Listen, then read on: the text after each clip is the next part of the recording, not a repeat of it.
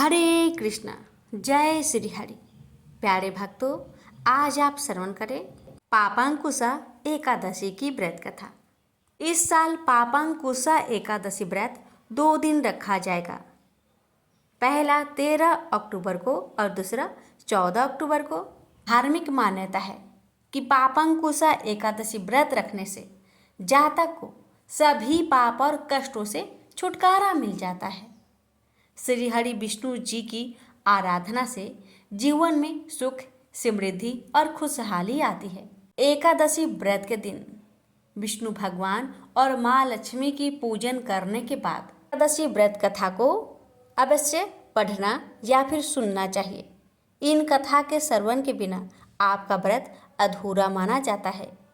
तो आइए भक्तों, हम बड़े ही श्रद्धा प्रसन्नचित मन से श्रवण करते हैं एकादशी की व्रत कथा और साथ में सुनेंगे 11 माता की कथा आरती सहित। धर्मराज युधिष्ठिर कहने लगे कि हे भगवान, आश्विन शुक्ला एकादशी का क्या नाम है? अब आप कृपा करके इसकी विधि तथा फल कहिए। भगवान श्री कृष्ण कहने लगे कि हे युधिष्ठिर, पापों का नाश करने वाली इस एकादशी का नाम है पापांकुशा एकादशी है। हे राजन, इस दिन मनुष्य को विधि पूर्वक भगवान पद्मनाभ की पूजा करनी चाहिए। यह एकादशी मनुष्य को मनवांछित फल देकर स्वर्ग को प्राप्त कराने वाली है। मनुष्य को बहुत दिनों तक कठोर तपस्या से जो फल मिलता है, वह फल भगवान गरुड़ ध्वज को नमस्कार करने से प्राप्त हो जाता है। जो मनुष्य अज्ञानवश अनेक पाप करते हैं परंतु हरि को नमस्कार करते हैं, वे नरक में नहीं जाते। विष्णु के नाम के कीर्तन मात्र से संसार के सब तीर्थों के पुण्य का फल मिल जाता है। जो मनुष्य शंख धनुषधारी भगवान विष्णु की शरण में जाते हैं, उन्हें कभी भी यम यातना भोगनी नहीं पड़ती। जो मनुष्य वैष्णव होकर शिव की और शैव होकर विष्णु की निंदा करते हैं, वे अवश्य नरकवासी होते हैं। सहस्त्रों वाजपेयी और अश्वमेध यज्ञों से जो फल प्राप्त होता है, वह एकादशी के व्रत के 16वें भाग के बराबर भी नहीं होता। संसार में एकादशी के बराबर कोई पुण्य नहीं, इसके बराबर पवित्र तीनों लोकों में कुछ भी नहीं।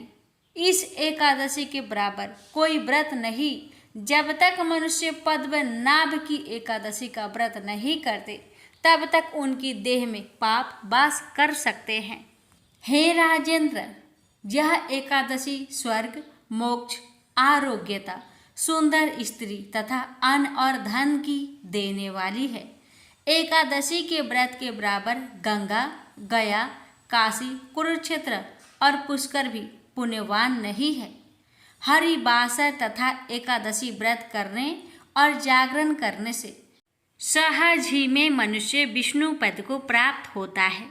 हे युधिष्ठिर, इस व्रत के करने वाले 10 पीढ़ी मातृपक्ष, 10 पीढ़ी पितृपक्ष, 10 पीढ़ी स्त्री पक्ष तथा 10 पीढ़ी मित्र पक्ष का उद्धार कर देते हैं।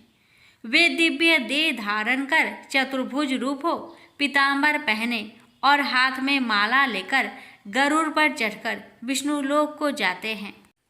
हे निरुपोतम, बाल्यावस्था, युवावस्था और वृद्धावस्था में इस व्रत को करने से पापी मनुष्य भी दुर्गति को प्राप्त न होकर सतगति को प्राप्त होता है।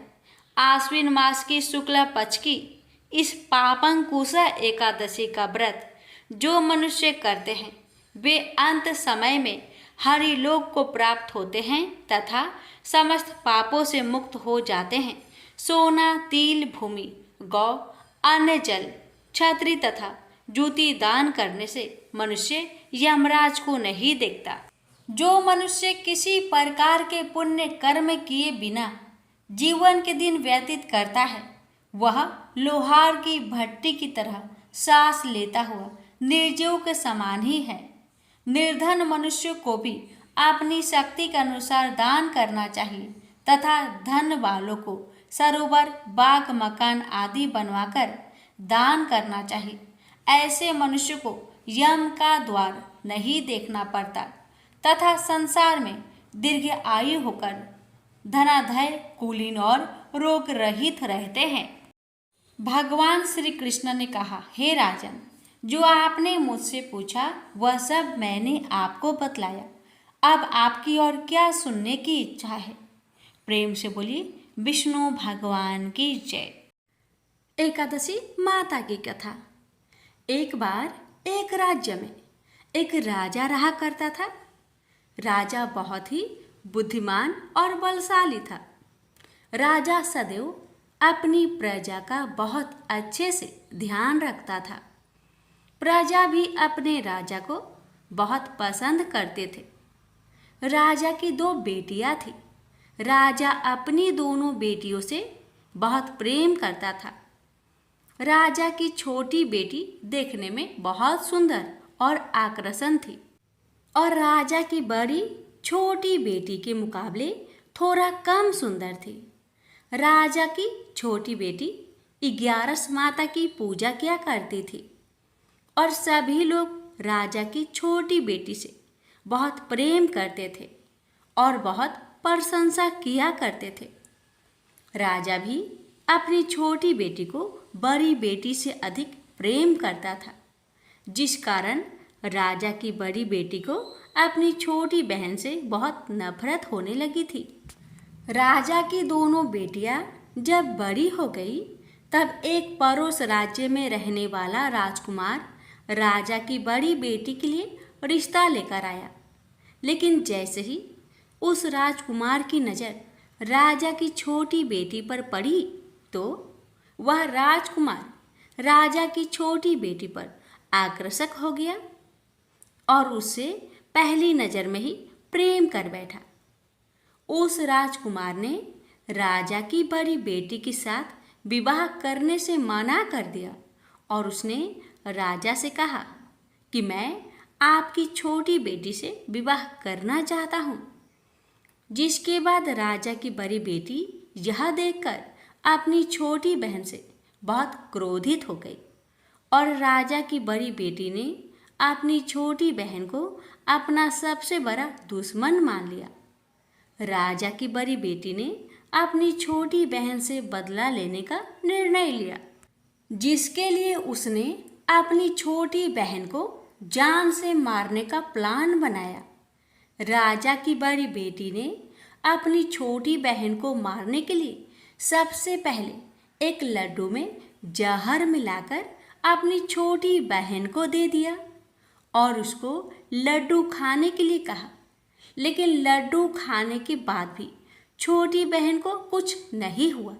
बड़ी बहन यह देखकर बहुत आश्चर्यचकित हो गई, लेकिन बड़ी बहन ने हार नहीं मानी और उसने जब रात में छोटी बहन अपने कमरे में सो रही थी तब एक मटके में सांप रखकर उस कमरे में छोड़ दिया। लेकिन सांप भी छोटी बहन का कुछ नहीं कर पाया, जिसके बाद बड़ी बहन ने अपनी छोटी बहन से कहा कि चलो हम लोग कुएं में से पानी भरकर लाते हैं। जिसके लिए वह अपनी छोटी बहन को पानी भरने के बहाने कुएं के पास ले गई और उसने अपनी छोटी बहन को कुएं में धक्का दे दिया।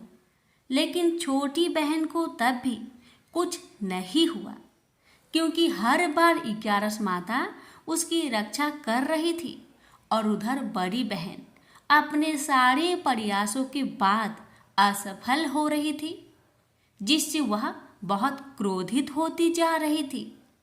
फिर उसने अपनी छोटी बहन के पास जाकर उससे खुद ही पूछा कि मेरी छोटी बहन, तुमको पता है भगवान ने सबकी मृत्यु एक निश्चित समय पर लिखी हुई है और कैसे तुम्हारी मृत्यु होगी, क्या यह तुम जानती हो?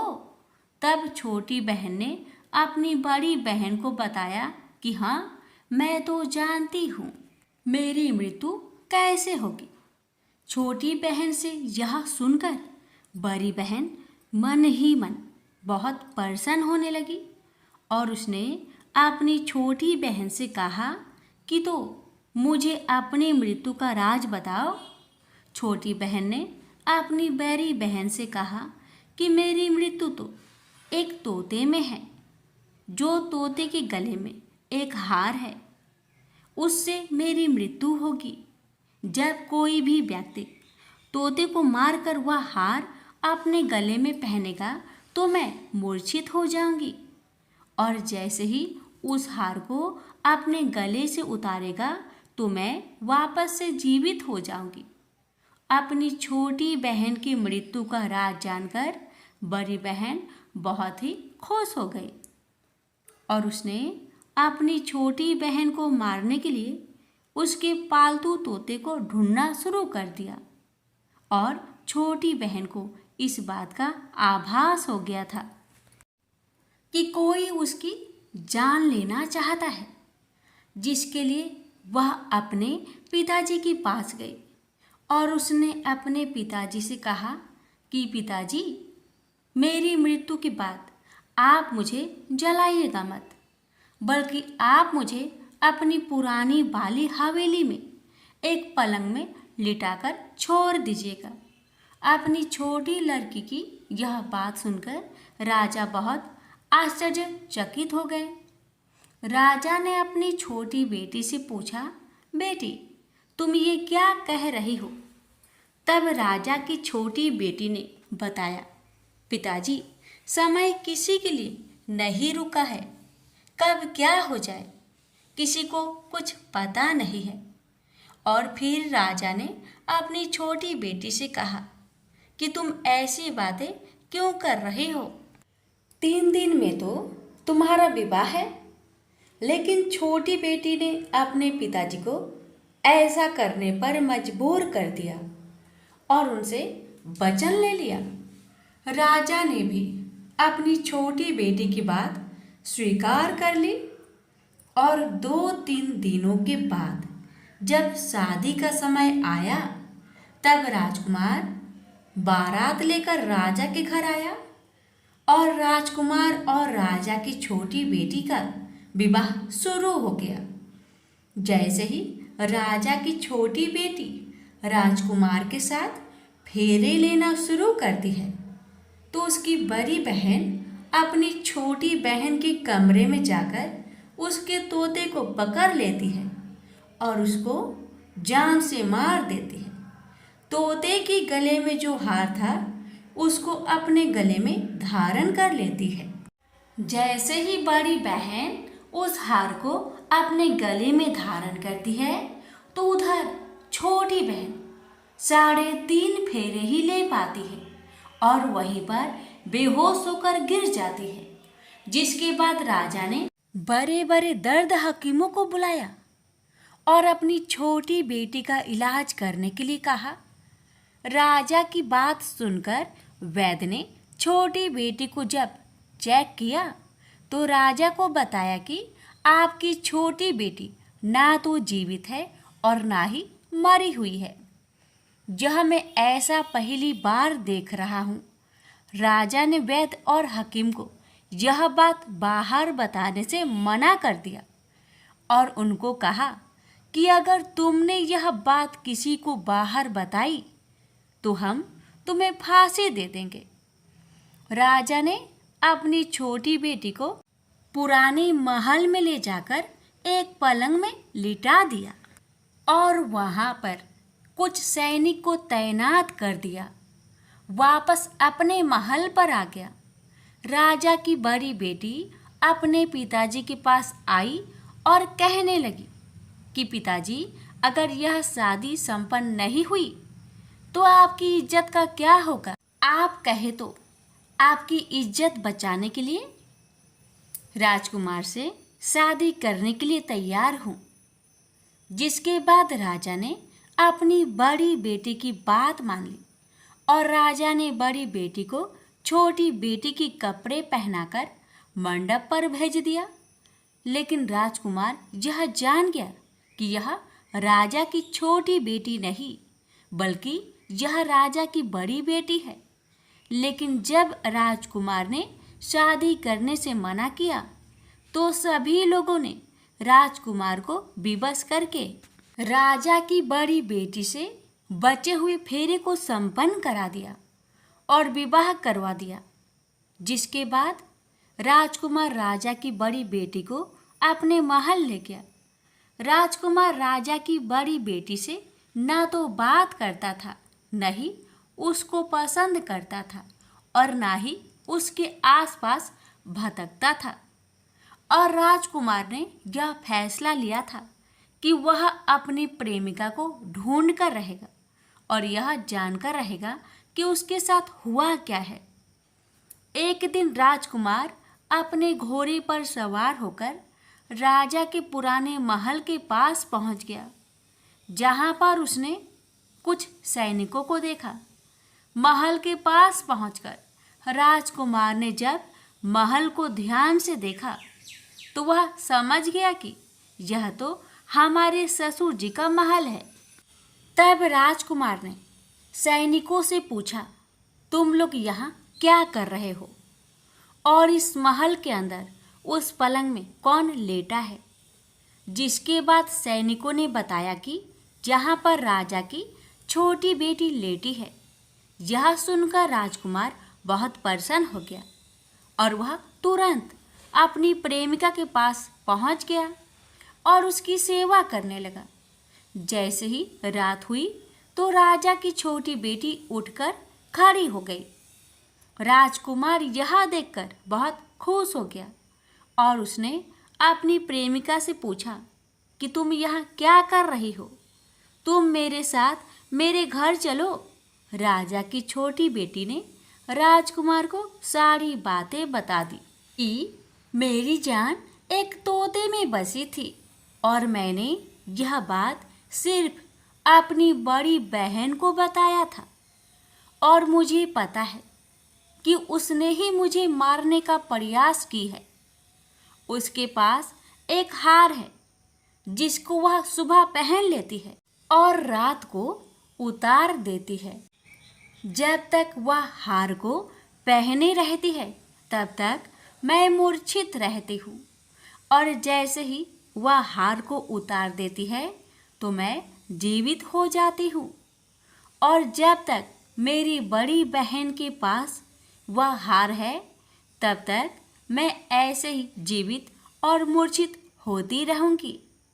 अगर मेरी बड़ी बहन के पास जो हार है वह मेरे हाथ में लग जाए तो मैं हमेशा के लिए जीवित हो जाऊंगी। राजकुमार यह बात सुनकर राजा की छोटी बेटी के पास रहने का निर्णय ले लिया और अपने बचे हुए सारे फेरे उस पलंग में लेटी राजकुमार की छोटी बेटी के साथ ले लिया और अपना विवाह पूर्ण कर लिया और वहीं पर ही रहने लगा। देखते ही देखते कुछ समय में राजा की छोटी बेटी और राजकुमार की पत्नी पेट से हो गई। एक दिन राजकुमार को किसी काम से बाहर जाना पड़ा। तब छोटी बहन के पेट में बहुत तेज दर्द होने लगा, जिसके बाद उसने 11 माता का आह्वान किया। जिसके बाद वहाँ पर 11 माता प्रकट हुई और उन्होंने अपनी भक्तों के दर्द को दूर किया और एक पुत्र की प्राप्ति करवाई। और वहीं पर अचानक से राजकुमार भी आ गया। राजकुमार ने 11 माता को देखा तो वह आश्चर्यचकित हो गया और उसने तुरंत माता को प्रणाम किया और 11 माता ने राजकुमार से कहा कि जब तुम्हारा बेटा 5 वर्ष का हो जाए तो तुम अपनी पत्नी का हार आकर इसके गले में डाल देना। और देखते ही देखते राजकुमार और राजा की छोटी बेटी का पुत्र 5 वर्ष का हो जाता है। तो राजकुमार अपने बेटे से कहता है कि बेटा, मैं कुछ काम से बाहर जा रहा हूँ, तुम अपनी माता का ध्यान रखना। और वहाँ से चला जाता है। राजा को बाहर निकलता देख बड़ी बहन के सैनिक देख लेते हैं और बड़ी बहन को जाकर सारी बातें बता देते हैं। जिसके बाद बड़ी बहन अपनी छोटी बहन के पुत्र को वहाँ से उठवा लेती है और उसको मरवा देती है। छोटी बेटी के पुत्र को 2 टुकड़े करवा देती है। पहला टुकड़ा चक्की के पास छुपा देती है और दूसरा टुकड़ा अपनी पलंग के नीचे रख देती है। अब 11 माता भिखारी का रूप लेकर आती हैं। एक भिखारी का रूप रखकर बड़ी बहन के पास चली जाती है। जिसके बाद वहाँ पर भिक्षा मांगने लगती है। बड़ी बहन अपने नौकरों से कहती है कि जाकर भिक्षा दे दो, लेकिन जैसे ही नौकर 11 माता को भिक्षा देने के लिए जाते हैं तो माता उन्हें मना कर देती है और कहती है कि मैं तुम्हारी महारानी से ही भिक्षा लूँगी। जिसके बाद बड़ी बहन स्वयं ही भिक्षा देने के लिए माता के पास आती है। तब माता एक बिल्ली का रूप लेकर उसके कमरे में चली जाती है और वहाँ पर छोटी बेटे के पुत्र को 2 टुकड़ों को आपस में जोड़ देती है और उसे जीवित कर देती है और उसे वहाँ से ले जाती है। राजकुमार अपने बेटे को लेकर अपनी पत्नी के पास जाता है और उससे कहता है कि तुम इसका ध्यान रखना। अगर तुम इस बच्चे को अच्छे से ध्यान रखोगी तो मैं तुमसे बात करूँगा। एक दिन राजकुमार अपने बच्चे से कहता है कि तुम मम्मी से उनके गले का हार मांग लो। जिसके बाद राजकुमार का लड़का अपनी मम्मी के पास जाता है और कहता है कि मम्मी, मुझे तुम्हारा हार चाहिए जो तुमने गले में पहन रखा है। यह सुनकर पहले तो बड़ी बहन बहुत क्रोधित होती है, पर उसको यह याद आता है कि राजकुमार ने कहा था कि अगर मैं इस बच्चे का ध्यान अच्छे से रखूंगी तो वह मुझसे बात करेंगे, जिसके कारण वह हार को उस बच्चे को दे देती है और वह तुरंत हार ले जाकर अपने पिताजी को दे देता है। और तभी राजकुमार अपने बेटे को लेकर वहाँ से जाने लगता है और अपनी पत्नी से कहता है कि तुम हमारे लिए खाना बनाकर रखना, मैं शाम को आकर तुम्हारे साथ खाऊंगा। और वह अपने बेटे को लेकर वहाँ से चला जाता है।